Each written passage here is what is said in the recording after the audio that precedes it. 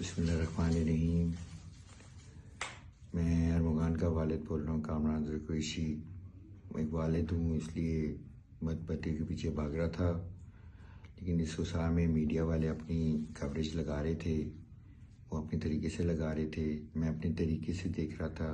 تو اس پورے پروسیس میں میں نے کسی بھی میڈیا والے کی تجزیہ کی ہو تو خدا کے لیے مجھے معاف کر دیں، کہ ایک باپ بن کے سوچیے گا، مجھے تو اپنا بیٹا نظر آ رہا تھا، لیکن آپ لوگ میڈیا والے سچائی لا رہے تھے، تو اس کے لیے مجھے معاف کر دیں یار۔